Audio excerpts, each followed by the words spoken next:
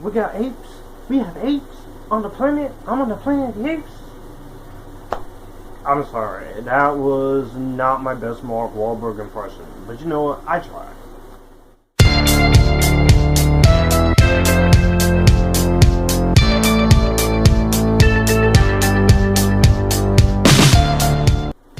What's up, everyone? Welcome back to the Planet of the Apes Revisited reviews leading up to Kingdom of the Planet of the Apes. We have covered the original 5 films, and now that just leaves us down to 3. But before we get to the 2 reboot the films, minus War of the Apes, because I've already talked about that when it came out, we have to talk about another one of those movies in the series that has interesting ideas, but a frustrating execution, and that is the 2001 remake of The Planet of the Apes. This is the 2-disc special edition DVD, which comes with all these good stuff, and disc 1 and disc 2, of course, 13 hours of special features. I bought this back 11 years ago at Buyback.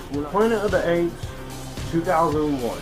This was directed by Tim Burton, and I guess you could say this is kind of like a kickoff to my Tim Burton reviews. I have reviewed some of his movies on the channel, like the Dark Shadows movie, Miss Peregrine's Home from Peculiar Children when it came out, and the 2 Batman movies. This was directed by Tim Burton. This is based on the 1963 novel of the same name loosely, and serves as a remake of the 1968 original classic. This movie is written by William Burroughs Jr., Lawrence Connor, and Mark Rosenthal. 2 of those writers who wrote Superman 4, and William Burroughs, he wrote The Polar Express. This stars Mark Wahlberg, Tim Roth, Helena Bonham Carter, Michael Clark Duncan, Chris Christopherson, Estella Warren, Eric Avari, Luke Eberl, Glenn Shadix, David Warner, and Paul Giamatti. All-star cast. And before I talk about the plot or my feelings on this, I feel like we need to talk about the elephant in the room here, that this movie is known for having a troubled production.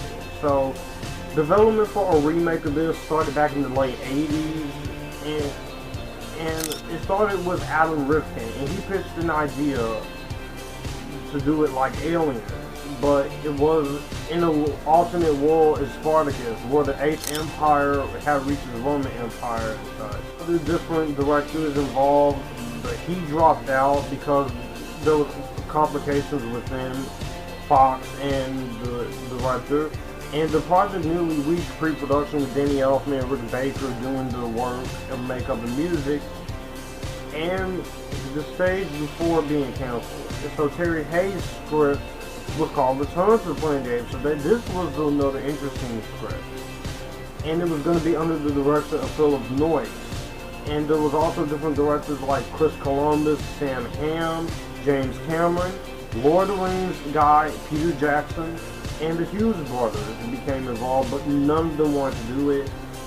And Oliver Stone, John Murphy, and Jane Hasher was going to produce the return version. So what happened was, with this movie, the original script, Return to the Planet of the Apes, sounded way interesting than what we actually got, which we're going to talk about this, but first I want to talk about the overall original script. The original version of Planet of the Apes, this remake, was going to be produced by James Cameron and directed by Oliver Stone and starred Arnold Schwarzenegger. You also have people like Tom Cruise and such, Brad Pitt and such, who also turned it down, but the idea to this version was going to be a scientist named William, played by Schwarzenegger, and he travels back in time to stop the apes from killing Eve, who is the first human on Earth.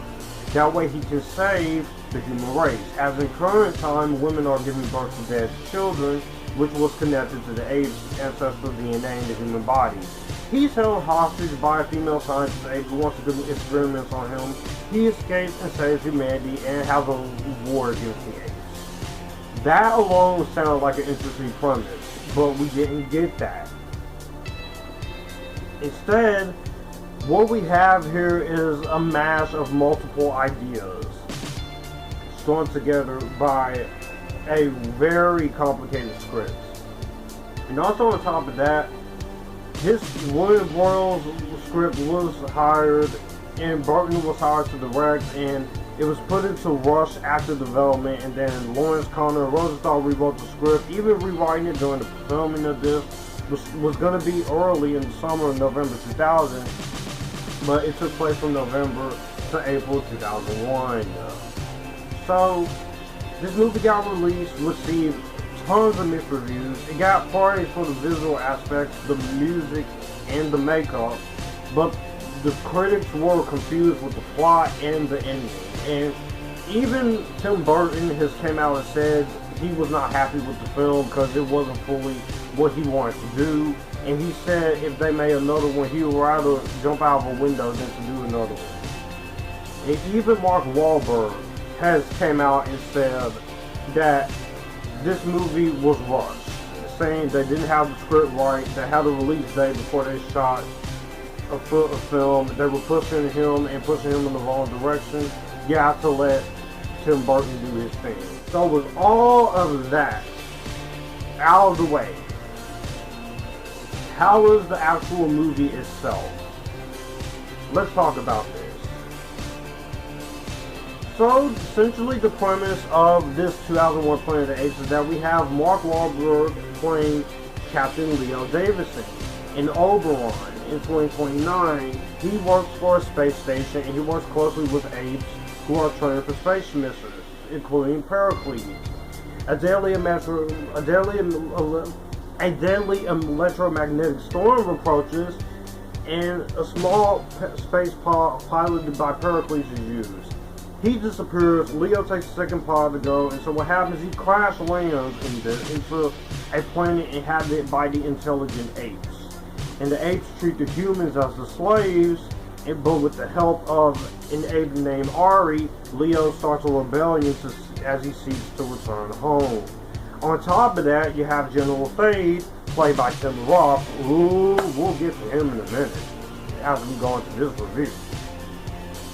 He has a grudge against apes, and he wants to kill all of them, especially Leo, while also the apes worship a god like apes called Sypnosis. While also the humans think that Leo is going to be the one to free them and take back the planet. Is that a lot to cover in 2 hours, 120 minutes? Yes. That big ass synopsis sounds like a movie that should have been at least a bit longer than under 2 hours. Now, when I first saw this movie in 2012, I was introduced to this by someone. I only had seen clips of the Rise of the Planet of the Apes from the trailers, and this was my first exposure to it. I remember loving this. I thought it was awesome. I thought it was badass. It was the best Planet of the Apes movie. But you have to keep in mind, I never saw the original Planet of the Apes movies growing up. So this was like my introduction, and I thought it was the best one. Now, time has passed. I've seen all of the 9, soon to be 10 movies coming this weekend.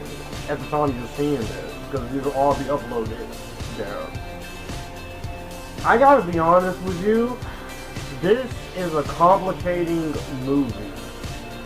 I rewatched this just to do the review back a couple days ago on April 30th, April 29th. This movie is so frustrating. I genuinely want to love this movie. I don't hate this movie. I don't love it. I can see why some people like it. I can see why some fans hate it. Both Tim Burton fans and Apes fans.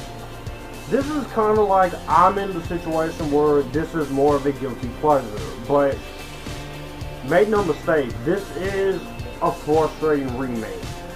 So let's talk about the good and the bad of this. Now, I'll start with the good things here, because as much frustrations as I'm going to give this movie, there are things I can actually really admire.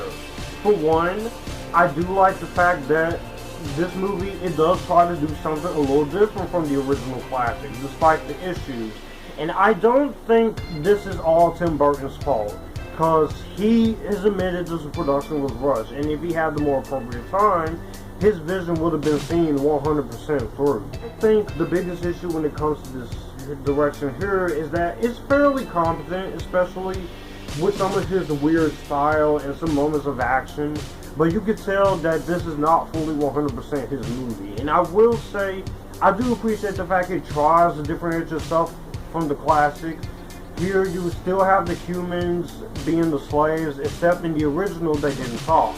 This one they actually talk. I actually thought that's actually really interesting, and they actually tried to do something good with that. I will also say I really admire the interesting elements in the story. The apes worshipping Semos, General Thade wants to kill the ape world from the humans, Leo trying to get home, his whole relationship, love triangle, I guess, with Ari and Dana, which I'll get into that. And also Leo trying to uprising against the apes, which is actually I think is done better here than Beneath the Planet of the Apes. A lot to take in, but I think there's moments of this. Had they focused on this all at once, it had a much tighter script and a much tighter runtime, despite the rush production. This could have been one epic, action-packed little Planet of the Apes entry. A Tim Burton Planet of the Apes movie with action and wanting to turn it against his head. That's fascinating to me. I think that's absolutely interesting to me. I also can say the makeup design in this, no matter what you think of this movie, you gotta give it up to the legend himself, Rick fucking Baker, an Academy Award winning makeup artist. His makeup for the apes shines through and through. Each of the actors who have to play the apes have a different personality. They have different distinct traits about them. I actually really like the personalities each one has. Like Paul Giamatti as the orangutan, Limbo, Helena Bonham Carter as Ari, I think is really cool. I think that's really interesting. And for the time, some of the CGI effects looks pretty competent. For the time, the matte paintings and miniatures used, I think actually looks really damn good. So I can definitely say that's actually really good. Danny Elfman's score, this is one of my favorite scores of his. I love the score, I think it's really good. I love it.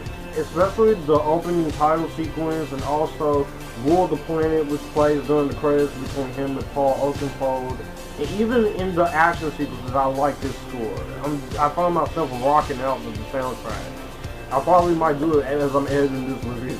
The moments of action that you get here is great, with the humans and a few of the apes like fighting against Thade, and also that entire big climax with the humans versus the apes.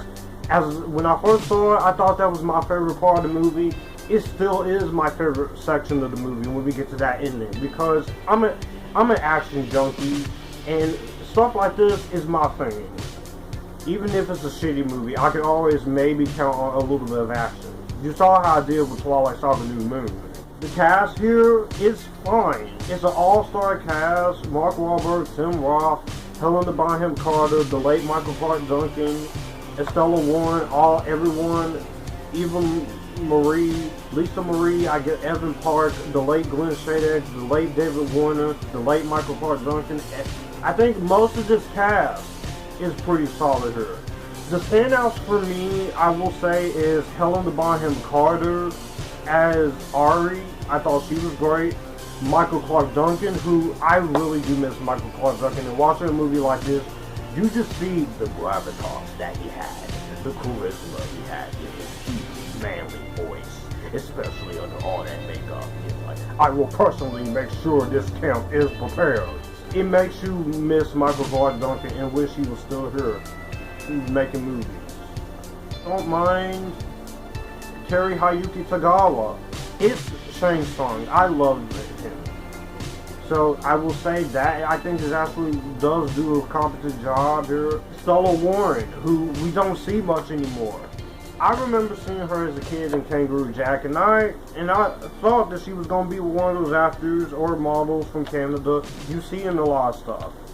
And when I saw her in this, she doesn't have much to work with, but I think for the roles required of her with this whole crazy love triangle, I think she does fine here. And I do wish we saw her nowadays, but I don't know what happened. Maybe she just didn't take off as we hoped she would.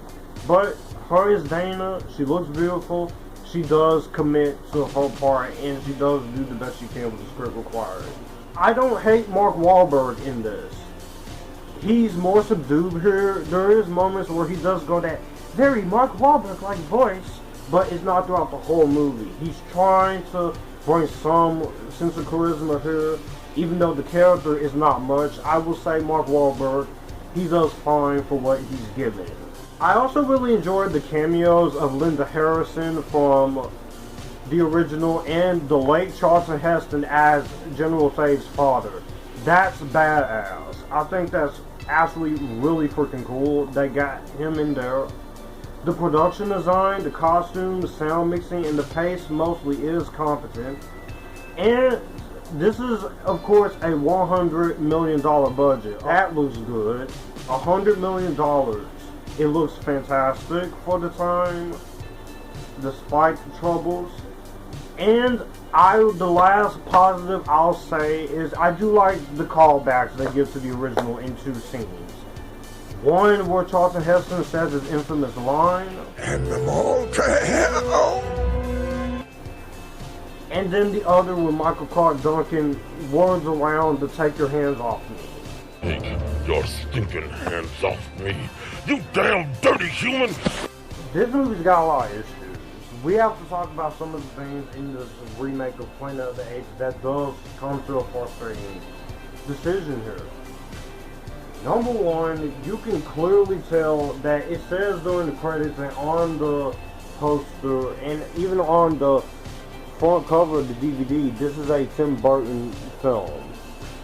Well, in certain states I can kind of see it, but you can clearly tell this is not a Tim Burton production, 100% through.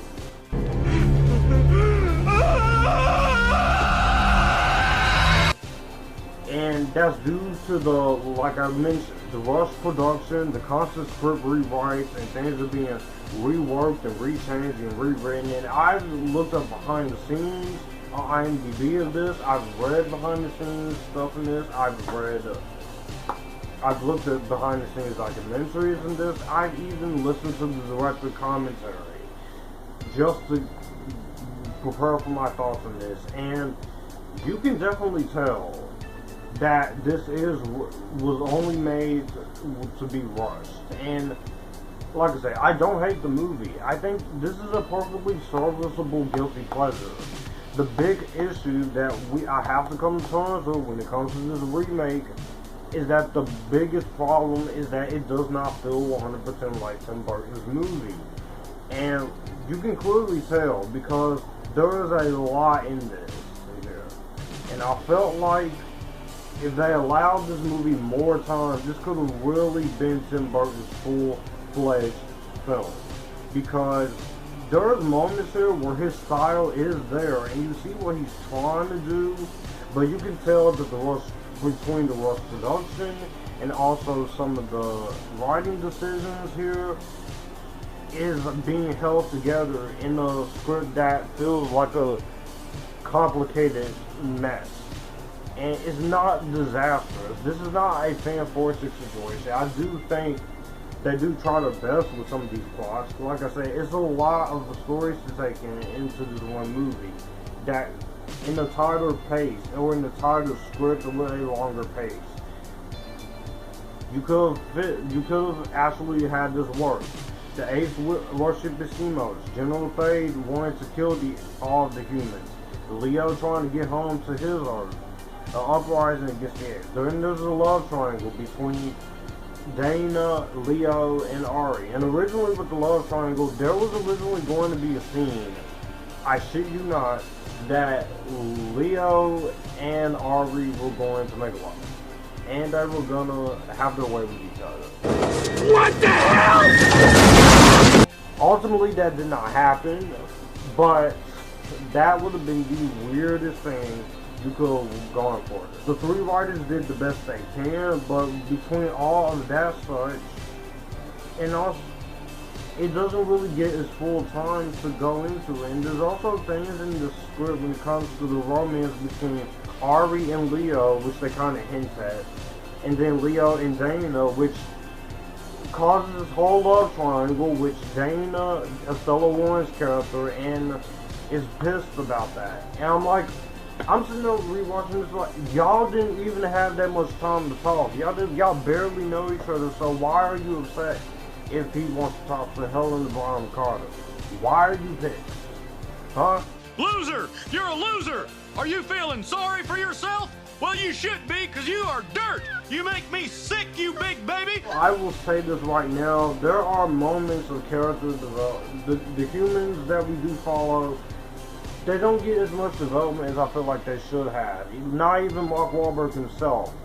Yes, technically, you kind of get that he is working for the Apes, and he's working with his spaceship crew and such, that he just wants to be able to fly, he wants to go home. But even that isn't much development to him, especially when we get to the Planet of the Apes and when he's just trying to get home. He's trying to reunite, and then he finds out he's responsible for this. Mark Wahlberg, again, everyone in this cast does fine. I just feel like they kind of missed out on some of the characters. Also, some actors in this movie gets heavily underutilized. You have Chris Christopherson here for a little bit. He's only in this movie just to do the same thing he did in the first Blade and Blade Trinity. He basically dies, except at this time it's in the hands of Tim Roth. There is moments where the pacing is very up and down, because sometimes we will move very fast, and then there is moments where we would move a little slow in between the beginning, the middle, and the end. In the end, I think, is the least problematic of this, because that's where the exciting stuff happens, but it's just a mix of different whirlwind of emotions with the pacing of this movie. And a few characters in here, like I said, they either don't get enough time to be developed, or they don't get much to do. They're either just sidelined, or they're just there to be killed off, in terms of the humans. The Apes, you do get them front and center, but I just wish there could have been more. Let's get into it. I promise I will talk about this. Tim Roth as General Thade. Oh, Tim Roth. Let me just say this right now. I do have respect for Tim Roth as an actor. I do think he's kind of underrated. And I do appreciate the fact that he was trying to commit to this. And he was trying to bring some effort into it. But my God, whoever the hell told this man to overact like it's nobody's business, or whether it was a Tim Burton or the screenwriters wrote it like this, or the actor himself did this, I won't understand. Gary Oldman was originally going to play this, but he dropped out due to financial reasons. And even he did rewrite some scenes to give him a more frightening presence, which it kind of didn't work. You turned down Harry Potter and the Sorcerer's Stone, which I'm kind of happy. I'm happy you did that, because then we wouldn't have the great Alan Rickman as Severus Snape to do this. There's moments where he's just overacting with his voice, and he just, every time he's with Mark Wahlberg, he has this legit beef towards him, like, this human looked at me. Or moments here involving in the clips. Is there a soul in there? I'm tired of this human. Well, he's like, I'm tired of this human. He even has beef with Helena Bonham Carter because she cares about the humans more than him. You're a villain. You're an ass. So what does it matter to you? It's not your case. It's not your life. Get out of it. And on top of that, let's just get it, the big elephant with him out the way. Let's just play a few clips of him. And what the hell was up with the scene of him just freaking out, just jumping over that? It's a cool scene they put in the trailers and stuff, because at the time I didn't know where that scene was from. But watching the movie that's actually filmed, it's just very laughable and very over the top, to the point where he's just going way too overboard here. I laugh every time at his performance. There's few moments here where he's actually kind of threatening, but I'm like, Jesus, come on, Tim Roth, you ain't got to be that over the top. This pet peeve when it comes to this movie is the twist ending. It's not as interesting this timeline. It's rather confusing. So I'm gonna go into spoilers. Leo gets off the planet just fine, alright? And so what happens is he is able to get back home and he returns to the present. So what happens is he crashes in Washington DC, what he thinks is home, only to find out the Lincoln Memorial is General Thade and it's all apes. He's on an all ape dominated Earth. That confused the hell out of me. Now, Mark Wahlberg, Tim Roth, and Helena Bonham Carter, they all have defended this scene. Tim Roth said he doesn't understand it. Helena has said she thought it made sense. It's more ambiguous and it's more closer to the actual book, and I get that here. And Burton said it was more of a cliffhanger to be explained in the sequel, but you didn't really get a sequel, because even though this movie made money, the mixed reactions did cost this movie a lot to go on. So, to wrap this whole review up before it gets a little bit even longer, I do not hate the remake of Planet of the Apes. There are things in this movie I can enjoy. This is not the worst Planet of the Apes movie, nor this is one of the worst remakes ever, or even the worst remake ever, because I'm sure Mars Attack, which is probably one of the only of two movies by this director, I have yet to see. Mars Attack, I've heard things about it, some good, some bad. It is going to hurt them, but this is one of his biggest disappointments. As it stands, this remake is perfectly watchable, and it is a guilty pleasure, but the problems with this movie are there. I can just pop this in the 2-disc special edition, both the DVD and the special features, and just look at the behind the scenes and enjoy the movie for what it is.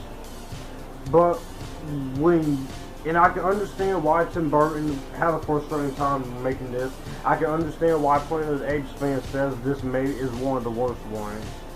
And this is a prime example of interesting ideas but frustrating execution. The next one is much better, which I'm very happy to talk about. Again, it's watchable, but it's highly flawed. If you can find this on Hulu or something, I would say try it there first before you consider buying it for its guilty pleasure. But when you compare it to the original '68 film or even the reboot trilogy, and soon Kingdom of the Planet of the Apes, this one is kind of a step in the crazy direction. Very meh, but I don't hate it. If I hated the movie, I would not have it in my collection. So it's perfectly watchable, but could have been a lot better. But I'll say, well, that's gonna do it for the video that you just watched. If you want to see more, my channel icon is up here. If you want to see more content from me, all my social medias are right here in this end card. I will also leave a playlist and a video here for you to see what the channel is about. As always, acknowledge me, stay epictastic, join the Epictasticness, and you guys keep it cool.